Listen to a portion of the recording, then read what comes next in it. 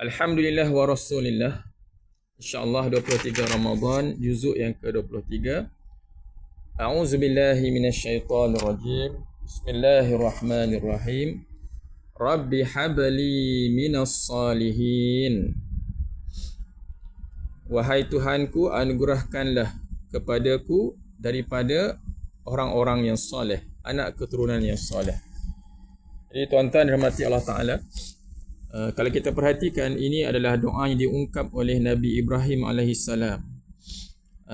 Dan Nabi Ibrahim ini kita maklum, beliau diuji dengan ujian tidak mempunyai anak sehinggalah pada usia yang sangat tua, pada usia yang dah uzur, usia yang mana tidak dijangkakan mendapat anak. Akhirnya Allah Ta'ala memberikan anak.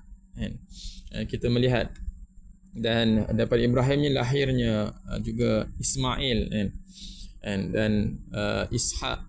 Dan kita tengok sebenarnya ini lain daripada Ismail. Ketika lahirnya Ismail ini panjang ceritanya, sehingga mana Nabi Ismail ini terpaksa ibunya Hajar pindah ke Mekah di tanah gersang dan sebagainya. Okey, namun sebelum nak ceritanya, ini adalah bagaimana tidak putus asanya seorang suami ataupun pasangannya dalam memohon kepada Allah Ta'ala agar diberikan anak. Jadi ini antara doa yang diungkapkan daripada ayat Al-Quran, dan langsung minta pada Allah Ta'ala, ya Tuhanku, berikanlah aku zuriat keturunan yang soleh. Dan doa yang kita bacakan daripada surah tadi, surah As-Saffat ayat yang ke-100. Jadi tuan-tuan, perempuan, saudara-saudari yang diuji dengan masalah anak, dan kita, ya, memang mereka yang diuji itu lebih mengetahui betapa sukarnya ujian tersebut.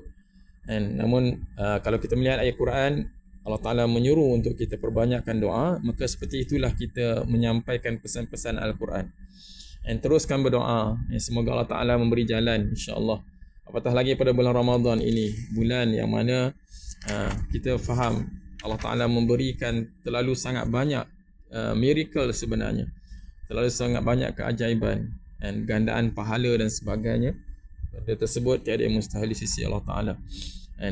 Jadi insya-Allah semoga hari ini dah, kalau 23 Ramadan, bermaksud kita berbaki lagi kurang 7 hari lah, lebih kurang 7 hari lagi. Dan semoga Allah Ta'ala memberikan kita kekuatan untuk perbanyakkan amal ibadah kita, dan untuk kita terus melayari bulan Ramadan ini dengan sebaiknya. Dan semoga Allah Ta'ala, mohonlah doa apa-apa sahaja, dan semoga Allah Ta'ala berikan malam Lailatul Qadar kepada kita yang berusaha untuk mencarinya. Amin.